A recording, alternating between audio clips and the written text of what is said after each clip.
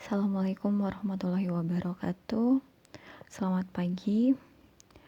Oke, pada pertemuan selanjutnya pada mata kuliah Aljabar Linear Elementer, kita akan membahas mengenai diagonalisasi.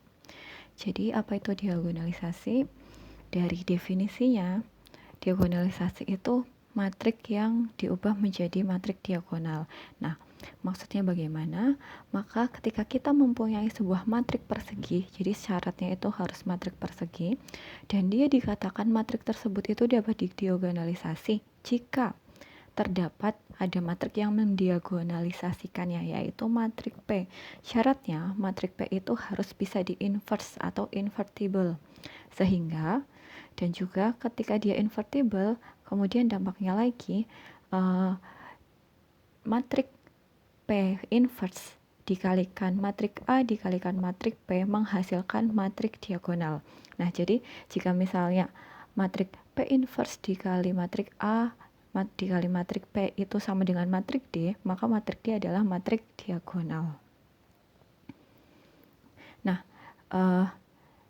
dengan definisi tadi, maka bisa kita katakan ketika kita mempunyai P yang bersifat matrik P yang bersifat seperti itu, maka kita katakan bahwa matrik P bisa mendiagonalisasi matrik A.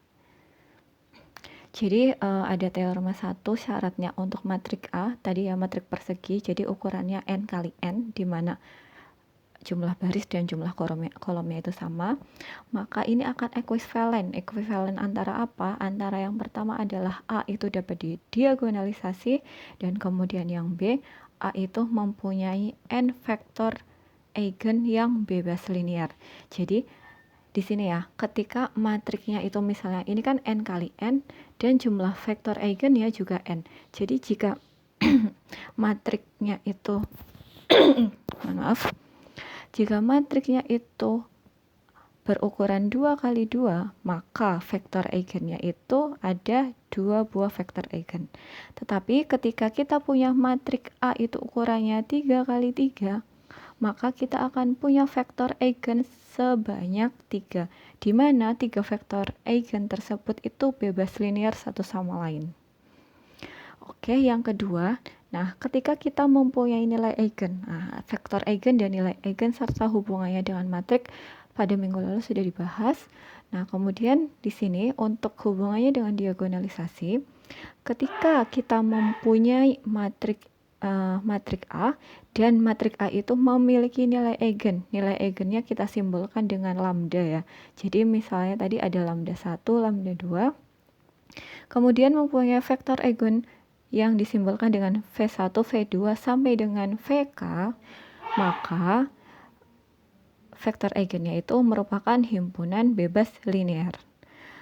Kemudian jika matrik tersebut sudah memiliki sifat tersebut ya, sifat yang di atas, sehingga kita tahu bahwa matrik A itu dapat didiagonalisasi. Prosedurnya di sini ada 3 tahapan. Yang pertama itu kita menentukan vektor eigennya. Nah, kita sudah menentukan vektor eigennya, ada sebanyak tadi ya, ketika 2 kali 2 berarti vektor eigennya 2, sebanyak 2. Dan ketika 3 kali 3 vektor eigennya ada 3. Berarti kalau matrik 4 kali 4 vektor eigennya ada 4. Nah, jika ada matrik kemudian kita bisa menentukan vektor eigen, otomatis nilai eigennya juga sudah diketahui. Dan dari himpunan vektor tersebut itu merupakan matrik-matrik kolom gitu ya. Jadi misalnya ada matrik P dimensinya 3, berarti kan dia mempunyai P 3 dimensinya itu misalnya ada di basis X, Y, Z. Berarti ada di PX, ada PY, dan PZ. Nah, itu sebanyak P sampai dengan N. Kemudian matrik tadi ya, jika kan tadi ada syarat diagonalnya itu ketika dia didiagonalisasi oleh matrik P, di mana matrik P-nya ini bisa memiliki sifat yaitu menghasilkan matrik diagonal.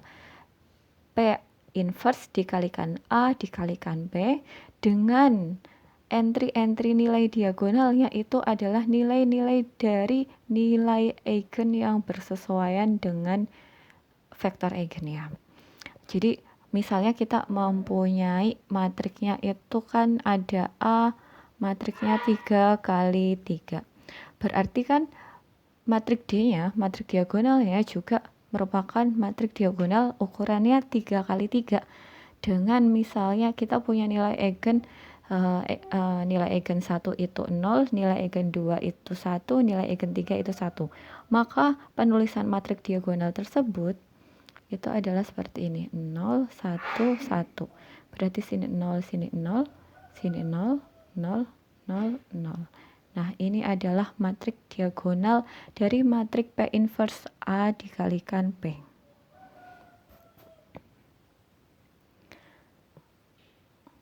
Seperti itu ya. Kemudian kita lanjutkan di contoh. Nah, ketika kita memiliki matrik P, kita memiliki matrik A dengan matrik A seperti ini, 3 min 2 0, min 2 3 0 dan 0 0 5. Kemudian kita akan mencari, tadi kan syaratnya untuk didiagonalisasikan matriknya itu matrik persegi. Nah, ini sudah matrik persegi. Terus kemudian kita akan mencari matrik yang bisa mendiagonalisasi matrik A itu seperti apa. Yang pertama, kita akan mencari untuk vektor eigennya ya, karena ini matriknya 3 kali 3, berarti kita akan mencari 3 nilai vektor eigen bebas linear. Berarti nanti dapat P1, ada P2 sampai P3.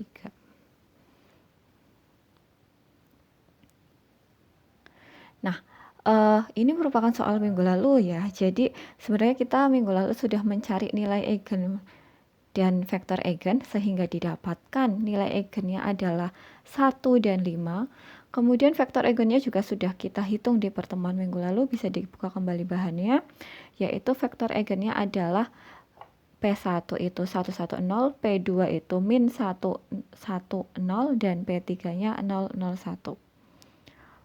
Ini sudah didapat di minggu lalu, bisa dibuka. Kemudian, nah, kita tahu bahwa kalau sudah seperti ini, maka mengikuti teorema yang sebelumnya, bahwa 3 vektor eigen tersebut merupakan vektor-vektor yang dia itu bebas linear. Nah, sehingga matrik A itu dapat didiagonalisasi. Kemudian yang ditanyakan adalah apa?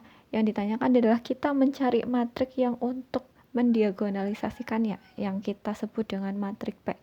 Itu seperti apa?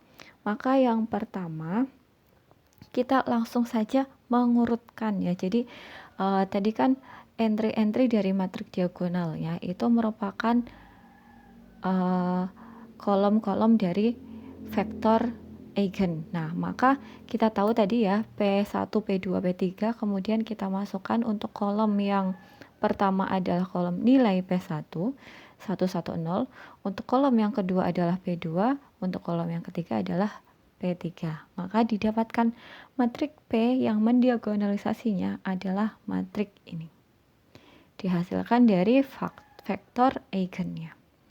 Nah, kemudian untuk kita mengkonfirmasi ya, apakah matrik P itu benar-benar nanti hasilnya itu berupa P inverse A dikalikan P sama dengan matrik diagonal yang nilainya sama dengan nilai eigennya, maka kita bisa hitung dengan kita pertama tentunya menghitung inverse ya, P inverse dihasilkan dari rumusnya ini. Kembali mengulang ya, inverse itu bisa menggunakan bukan pembuktian ya, bisa menggunakan P dikali P inverse sama dengan identitas dengan eliminasi Gaussian, atau kita menggunakan yang ini, jadi 1 per determinan P dikalikan matrik adjoin dari P. Kemudian kita menghitung determinannya, determinan matrik P seperti ini menggunakan kofaktor baris pertama ya, menggunakan kofaktor baris pertama, berarti yang ini yang kita untuk kofaktor, jadi ada kofaktornya ada 1, min 1, dan 0 ya, baris pertama. Kemudian kita tahu untuk notasinya plus minusnya itu selang-seling, diawali dari plus, satunya plus, min satunya min, dan nolnya plus. Kemudian seperti ini. Dan kemudian kita kalikan dengan matrik kofaktornya ya. Matrik kofaktornya ini untuk yang 1 ini berarti kita akan menutup baris ke 1 dan kolom ke 1. Sehingga didapatkan matriks kofaktornya adalah 1, 0, 0, 1. Yang ini ya, kemudian kita tuliskan di bawah sini. Kemudian untuk yang minus 1, untuk minus 1 berarti yang tengah, maka yang kita tutup adalah baris ke 1, kolom kedua. Sehingga didapatkan juga matriksnya adalah 0, 1, 0, 0, 1. Ditulis lagi untuk determinan, dan kemudian untuk baris ke 1 kolom ketiga, yang ditutup adalah kolom ketiga dan baris ke 1, sehingga didapatkan matriks 1, 1, 0, 0. Oke, kita kalikan. Ini kalau misalnya sudah tandanya seperti ini berarti determinan ya, dikalikannya silang. 1 kali 1 dikurangi 0 kali 0. 1 kali 1 kurang 0 kali 0, 1 kali 0 kurang 1 kali 0. Oke, didapatkan ya, yang ini hasilnya 1 dikali 1, 1. Kemudian ini min dikalikan min 1, hasilnya adalah 1. Yang belakang 0 ya, karena 0 dikalikan berapapun hasilnya 0. Maka di sini tinggal 1 ditambah 1. Kita dapatkan determinan matriks P itu 2. Kemudian kita masukkan ke rumus inversnya. Rumus inversnya ini. Kemudian kita pakai matriks adjoint. Nah, matriks adjoint isinya adalah determinan ya, kofaktor dari setiap elemen. Jadi ketika kita elemennya 1 kali 1, berarti kofaktornya adalah yang ini, dideterminankan. Jadi yang ini, kemudian 1 kali 1 dikurangi 0 kali 0 hasilnya 1, dan seterusnya, sehingga misalnya yang terakhir ya, yang terakhir itu kan berarti yang ditutup adalah ini. Nah, di sini berarti kita tutup yang baris ketiga dan kolom ketiga, sehingga menghasilkan 1 kali 1 dikurangi min 1 kali 1. Berarti 1 dikurang min 1, kan 1 ditambah 1, hasilnya adalah 2. Oke, selanjutnya dikalikan dengan 1 per determinan dan didapatkan matriks P inversnya seperti ini. Nah, jadi ini boleh menggunakan rumus ini, boleh juga menggunakan P dikalikan P inverse sama dengan identitas, dan kita operasikan operasi Gaussian. Setelah itu kita kalikan dari matriks P inverse dikalikan matriks A dikalikan matriks P, sehingga didapatkan hasilnya adalah ini ya, 1, 0, 0, 0, 5, 0, 0, 0, 5. Nah, ini merupakan, kita tahu ya, ini itu matriks diagonal.